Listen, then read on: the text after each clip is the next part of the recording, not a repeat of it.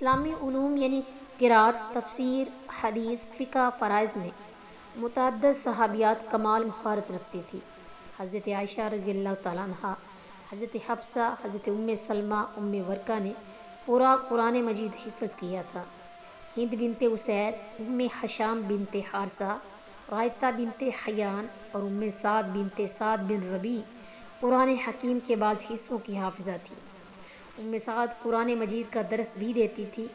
تفسیر میں حضرت عائشہ رضی اللہ تعالی عنہ کو خاص کمال اور مہارت حاصل تھی، چنانچہ صحیح مسلم کے آخر میں ان کی تفسیر کا معتدبہ حصہ منقول ہے۔ حدیث میں ازواج مطہرات عموماً اور حضرت عائشہ رضی اللہ تعالی عنہ اور ام سلمہ رضی اللہ تعالی عنہ خصوصاً تمام صحابیات سے ممتاز تھی۔ حضرت عائشہ رضی اللہ تعالی عنہ سے 2210 روایات منقول ہیں اور حضرت ام سلمہ رضی اللہ تعالی عنہ نے 378 احادیث روایت کی ہیں۔ ان کے علاوہ ام عطیہ رضی اللہ تعالی عنہ، اسماء بنت ابی بکر رضی اللہ تعالی عنہ، ام حانی اور فاطمہ بنت قیس رضی اللہ تعالی عنہما بھی کثیر الراویہ تھیں۔ فقہ میں حضرت عائشہ رضی اللہ تعالی عنہ کے فتاوے اس قدر ہیں کہ متعدد ضخیم جلدیں تیار ہو سکتی ہیں۔ حضرت ام سلمہ رضی اللہ تعالی عنہ کے فتاوے سے بھی ایک چھوٹا سا رسالہ تیار ہو سکتا ہے۔ حضرت صفیہ، حضرت حفصہ، حضرت ام حبیبہ، حضرت جویریہ، حضرت میمونہ، حضرت فاطمہ الزہرا، حضرت ام شریک، حضرت ام عطیہ، اسماء بنت ابی بکر، لیلہ بنت قائب، خولہ بنت طویل، ام دردہ، عاتکہ بنت زید، سہلۃ بنت سہیل، فاطمہ بنت قیس، زینب بنت جحش، ام سلمہ، ام ایمن، ام یوسف کے فتاوے ایک رسالے میں جمع کیے جا سکتے ہیں۔ علم فرائض میں حضرت عائشہ رضی اللہ تعالی عنہ کو خاص مہارت حاصل تھی اور بڑے بڑے صحابہ فرائض وراثت کے متعلق مسائل دریافت کیا کرتے تھے۔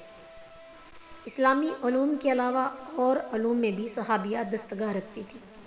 مثلا علم الاسراء میں حضرت ام سلمہ رضی اللہ تعالی عنہ پوری واقفیت اور مہارت حاصل تھی۔ خطابت میں اسماء بنت یزید بن سکن کا خاص شہرہ تھا۔ خوابوں کی تعبیر میں اسماء بنت امیس مشہور تھیں۔ طب اور جراحی میں اسیلمہ، ام مطاع، ام قبضہ، حمنہ بنت جہش، معاذہ، امیمہ، ام زیاد، ربیع بنت معوذ، ام عطیہ، ام سلیم کو زیادہ مہارت حاصل تھی۔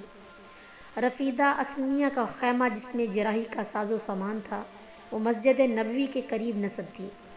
شاعرہ میں خنسہ رضی اللہ تعالیٰ عنہ، سعدی رضی اللہ تعالیٰ عنہ، صفیہ، حضرت عاتکہ بنت زید، ہند بنت اساسہ، ام ایمن، قبصہ بنت رافع، امامہ مریدیہ، ہند بنت حارث، زینب بنت عوام ازدی، میمونہ رقیہ اور زیادہ نامور ہے۔ خنسہ رضی اللہ تعالیٰ عنہ کو تو شاعری میں بلند مقام تھا، ان کا دیوان چھپ چکا ہے۔ صحابیات نے متعدد سیاسی خدمات بھی سر انجام دی ہیں، چنانچہ حضرت شفا بنت عبداللہ اس درجہ صاحب الرائے تھی کہ حضرت عمر رضی اللہ تعالیٰ عنہ ان کی تحسین کرتے تھے اور ان سے مشورہ کرتے تھے۔ حضرت عمر رضی اللہ تعالیٰ عنہ نے بسا اوقات بازار کا انتظام بھی ان کے سپرد کیا ہے۔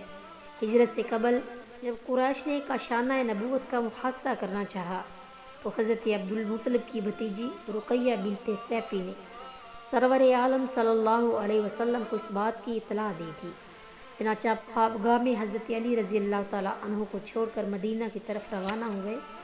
عورت کے سیاسی اختیارات اس قدر وسیع ہیں کہ عورت دشمنوں کو پناہ دے سکتی ہے اور امام اس کے امان اور ضمانت کو برقرار رکھ سکتا ہے۔